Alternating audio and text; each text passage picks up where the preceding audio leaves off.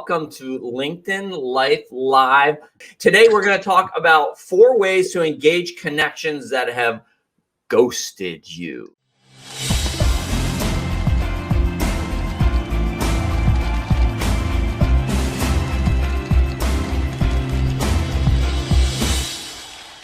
So what do we mean by ghosted? It means you've had some connections with them, some conversations with them. Maybe they're even a prospect and you've proposed a meeting or proposed services for them, and suddenly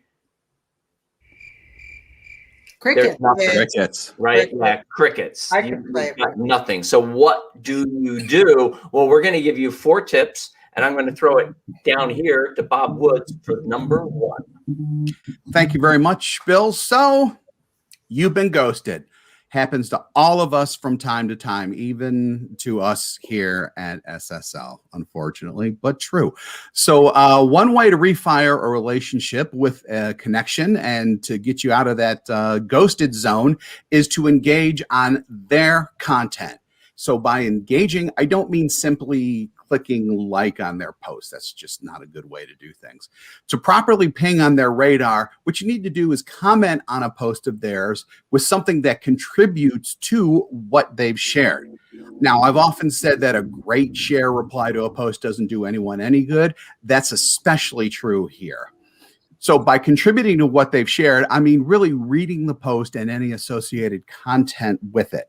After that, post something that's insightful, profound, or even further advances the opinion on what the original person shared, the person who ghosted you. In other words, become a resource to not only that person, but to anyone who reads the post as well. Now, let's say the particular person who has ghosted you doesn't post on LinkedIn either like at all or once in a blue moon. In this case, you can give them kudos for something, like for being an inspirational leader, going above and beyond, making an impact, or even just a simple thank you about something. It's really easy to do. You can do it from within a post. And most important, you'll likely get a response from the person who has ghosted you. And then you can start a brand new conversation from there. Keep in mind, though, that you have to be a first-degree connection with them to send a kudos post. Who's up next? Sally Jo Lamont. I like what Bob said about getting in the zone. Get in their zone. Like, think about what their challenges are and what they're thinking about, and go find an article that may address some of those, some agnostic information that would be of value to them.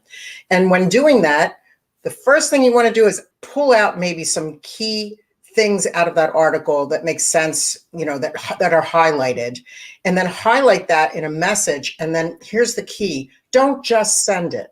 You ask permission to send. By asking permission, you're really giving them respect. Number one, you're giving them some information to see if in fact they want to respond. So I think it's a great way to get back on their radar. Anytime you share value is usually a plus. Again, don't make it about your organization or you or your company. Again, find that good agnostic information to share that would be of value to your customer. If I can share, I just did this. Thank you very much, Sally Jo. With a prospect that I hadn't heard back from in a while. And I went out and I found a piece of content specifically around a conversation we had when we were on our original call. Perfect. And did exactly what you said. Is I came across this article. There was a few takeaways from this. Let me know if you're interested. I'll send you a link. And he's like, absolutely, I would love that. That's exactly the kind of content I'm looking for. I sent it, and now we're back in conversations. I'll keep you posted on where it goes, but the ghosting was unghosted. I was unghosted. You did some ghost busting. Bill, that was magic. Yes. So I just wanted to make sure Sally Jo had finished that. And she said a key thing there is finding out what they care about. That's what's so important, because here's the thing. When somebody ghosts us, we as salespeople, we always go to the worst possible thing. Like, oh my God, my price was too much, or oh my God, I didn't do the right thing, or oh my God, they found someone else. When typically 95% of the time, the things that we worry about never happen. And typically 95% of the time when we're concerned about them ghosting, it's not that reason. It's they got too busy. It's they're waiting for someone else to make a decision. So all of this is important. And one of the most important things is understanding what it is that your clients care about. Why is that important? So that you can provide them with resources so that you're not, hey, Bryn, just following up. How you doing? Oh, Right? God. That doesn't work. I get that all the time. And as a buyer, here's what I think. If I had an update, I would tell you, right? So we want to follow up with value. So one of the things that you can do is invite them to an event. Now, I know depending on where you are in the world, maybe real events aren't happening yet, but there are certainly a ton of virtual events happening, and those aren't going to go away. I think you're going to continue to see a lot of virtual events happening. So maybe you or your company has a virtual event you can invite them to. First of all, ask yourself, is it of value? Are you answering their questions or their pain points with that value? Are you getting them to think differently about their problem? And are you getting more raised hands with that? And if you are, that's a great event. But maybe it's not your event. Maybe it's an event within their industry that's helping them solve their problems. And so you can do this by just going and looking through companies' LinkedIn pages, see the events that they're having, and you can invite them right on LinkedIn. But listen, you can also look at industry conference sites and find events that are happening virtually, invite them to those. Just copy the link, send that in a LinkedIn message. And again, what we're trying to do here is just re-engage a conversation, kind of remind them, hey, I'm over here. Remember me? I'm the guy that sent that proposal to you. Hi. Without saying, Bryn, are you going to buy yet? Are you going to buy yet? Bryn, did you sign that yet? Bryn, come on, Bryn. Would you do that, Bryn? Bryn, please? Then we seem really needy. And if we seem needy, then it's over with, right? So invite them to events, but always make sure that you're checking and make sure that event is of value. And next, I'm going to throw it over this way to Bryn, and she's going to talk about shared connections and how they can help. So, it's interesting. For a huge piece of what we teach is how do we leverage shared connections to get to the first phone call, but getting the insights from existing connections to ghost bust. I know, I love it, right? To ghost bust is really powerful. At another situation a few months back, I was trying to re-engage a prospect that had gone quiet for months and months. And I ended up looking at some of our shared connections. And one of them actually was a former client that I reached out and I said, I have a prospect I've been talking to, totally transparent, a prospect I've been talking to. You're connected to them. How well do you know them? And she said, oh, I've gone to marketing conferences. We've met in person, actually. So I know them pretty well. I said, can you jump on a quick call with me and provide any insights potentially that can help? After chatting, I got a little bit of insight, not a ton, but enough for her to say, yes, that would be a good connection for you and Social Sales Link. And I said, when I reach back out to her, can I mention we had this conversation? So now I reached back out. Jane and I were chatting the other day, and your name came up in conversation. We were talking a little bit. She said that she had met you at a HubSpot conference in Boston a couple of years ago, and that you'd really hit it off. And I thought it was kind of fun that we both know you. She says hello.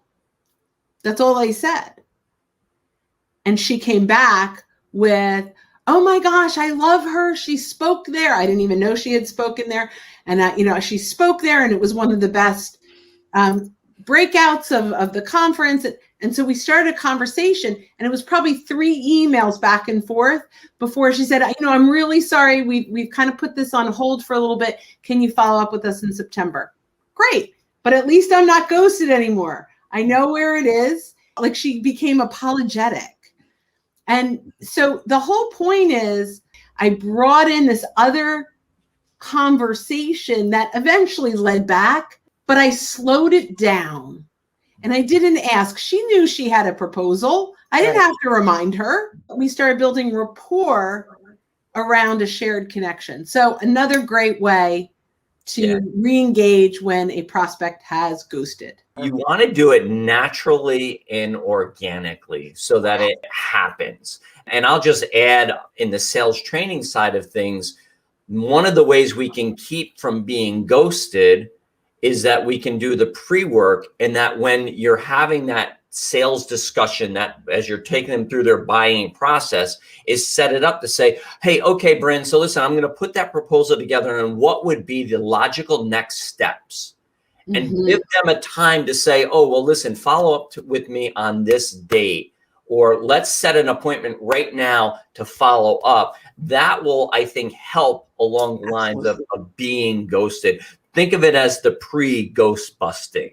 We want to do some ghost busting. So hopefully these 4 tips are going to help you. And listen, in the comments, tell us, maybe you've thought of a way. About a month or so ago, my daughter had to go to the hospital, emergency room, get some tests done. Everything was fine. But in COVID, you can't go in the hospital. So I'm sitting out in my car and I feel like I'm wasting time. What am I going to do? And I have my computer. I'm like, I can follow up with some people that have ghosted me. So I just grabbed my phone and I sent 4 follow-up messages. Just, hey, I was just thinking of you. You know, we've got some clients in Bermuda and it happened to be a beautiful day out. And I'm always teasing them about how nice it is there and how cold it is here. So I'm showing them how nice and green it is. I said, see, we have a beautiful day here.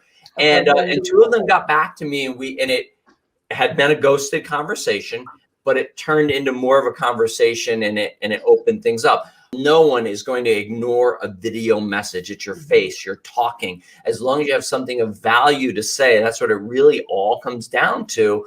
You can add that, and when you send that, it resonates with people. It just feels so personal, versus a written dialogue, for sure.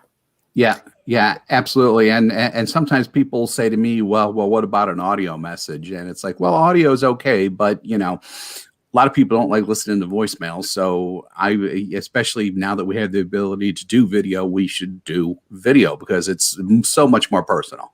And since we're on the subject, it's only available on your phone. Heads up. Yeah. Right. Either platform, iOS or Android. So just because you have an Android doesn't mean you can't do it. In this case, at least.